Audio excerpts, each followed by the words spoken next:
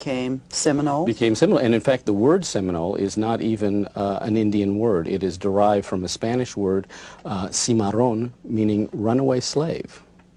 And so from the beginning, you don't have an Indian tribe. It was a multi-ethnic coalition. Historical evidence documents their close relationship. Blacks became chiefs, signed treaties, and served on the tribal council. They intermarried. They were equals, Opala says, and the Indians depended on them as warriors and interpreters. So there absolutely is proof of the Black Seminole importance to the tribe. Absolutely. There's a lot of intelligence information that passes back to Washington. For instance, General Jessup, the commanding general, writes back at one point to the War Department and says, the Negroes rule the Indians. What he was referring to was the fact that no significant decision was ever taken in the Seminole councils unless the black members agreed to it. When the Red and Black Seminoles were forced out of Florida in the 1830s, they traveled together hundreds and hundreds of miles by boat and on foot, passing through this barren place on the banks of the Arkansas River all the way to Oklahoma. It was a long and difficult journey, referred to as their Trail of Tears for the many who died along the way. Now, nearly 200 years later, comes the $56 million payment from the federal government to compensate the tribe for those lost Florida lands. But the Black Seminoles can't share in it because the government and the tribe say they were slaves of the Red Seminoles back then, and as slaves could not have owned land. Joe Opala, who has worked to preserve their legacy, says that's wrong. The Black Seminoles fought side by side, died, bled for those lands in Florida. They've been together, they've been good brothers and good neighbors for 3 centuries. It makes no sense now to say they're not Indians. Our ancestors were some of the most fiercest fighters during the war. During the Indian War? Yes, due to the fact that they knew if they were recaptured, they were going into slavery, back into slavery. Bud Crockett and his sister Polly Gentry traced their Seminole roots back to their great-grandmother Dora Davis, who came to Oklahoma on the Trail of Tears.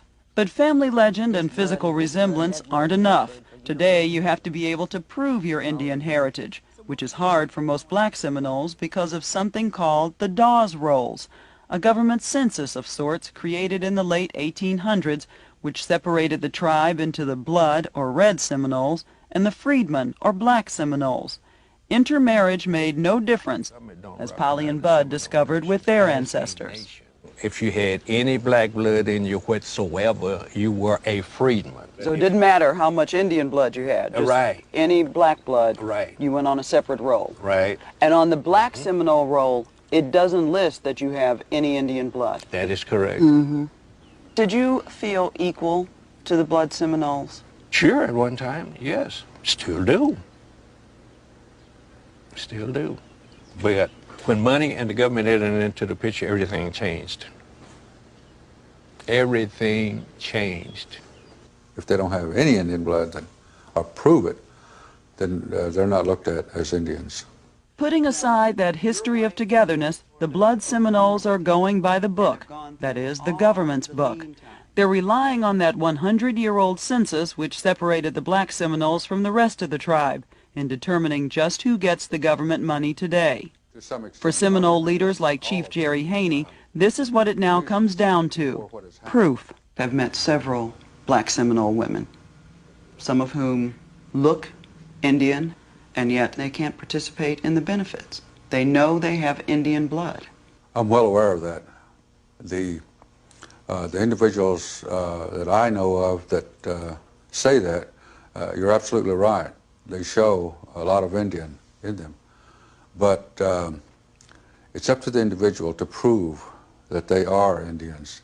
And this is where the problem is. They can't prove it with the Dawes Commission roll. What happened to your front porch? You have no steps. No steps. No steps there, no steps here. And I need a whole house here.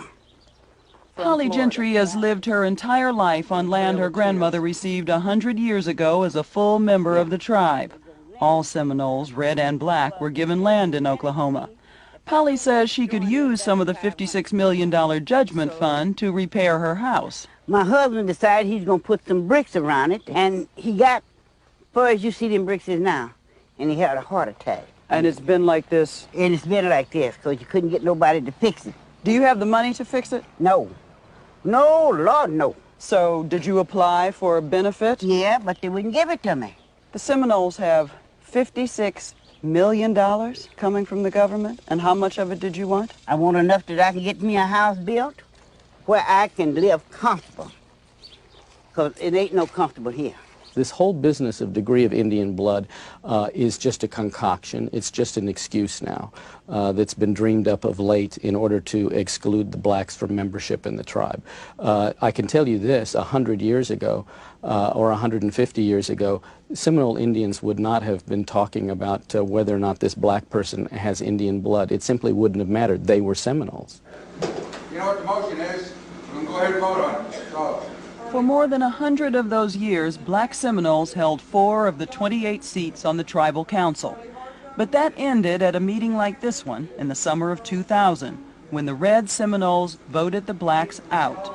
Sylvia Davis, who was one of the 4 black council members at the time, says it was humiliating. It's been hard for me to sit there and listen to the way they talk to the freedmen. It's been very hard for me. What do they say? The racist names that they be using toward them, calling them animals' names, cows, stomping feet, roaring at them, telling them to get out. They don't want you. That's right, they'll tell you to go back to Africa. Why do you think the freedmen, the black Seminoles, belong as part of this tribe? 'Cause we had people that die along the trail just like any other people in the nation. But I guess they're saying, yes, thank you. You fought alongside us in Florida. That was 200 years ago. It's time for us to separate. I would just let them know that we have all rights within the Seminole Nation. But Chief Haney says many of the black Seminoles and even some of the blood Seminoles weren't interested in being part of the tribe until it included benefits, namely a piece of that $56 million government payout. The tribe wanted to have an Indian tribe that was all Indian tribe. There are too many freedmen. I think there's a lot of freedmen out there now that are eligible to join, but have not joined because there are no benefits. But you think if there were benefits for them, suddenly freedmen would be coming from Yes. all across the country? Yes. Let me tell you what it looks like from the outside, though. It looks like the freedmen fought wars, died with you, moved on the Trail of Tears from Florida to Oklahoma with you, and now suddenly there's a big pot of money. Let's exclude them. That may be true to some extent, but I don't think that's all of the reasons for what has happened. He also says the red and black Seminoles have just grown apart over the years and have little in common today. But that's not how Sylvia Davis sees it. She's hired Will and John Veely, 2 young attorneys who specialize in Indian law. They're suing the government on behalf of the black Seminoles. The entire tribe received a county in exchange for a state. When that was individually allotted, all Seminoles, including the black Seminoles, received their individual allotments. When the United States awarded $56 million, shouldn't the same people that received the land before also receive the money? The tribe's the same. The Bureau of Indian Affairs chose not to speak on camera, citing the pending lawsuit. However, in a letter to us, they say that these kinds of issues are up to the tribe. Eligibility for the judgment fund, the letter says, may depend upon whether a current member is descended from a member of the tribe as the tribe existed in 1823. However, the letter says, deciding who's in and who's out is solely within the purview of the tribe. But the black Seminoles say they won't go quietly. They continue trying to cast votes and participate in tribal meetings without success. Bud Crockett says he won't be denied his heritage, but he won't beg for it either. It's not all about the money. It's about setting the history record straight about our ancestry and our history and what legacy we intend to leave for our kids. Since the black Seminoles were removed, the government has cut off all federal funding to the tribe. That's persuaded some, like Chief Haney, to say they should be allowed back in. But he still says they're not entitled to that $56 million.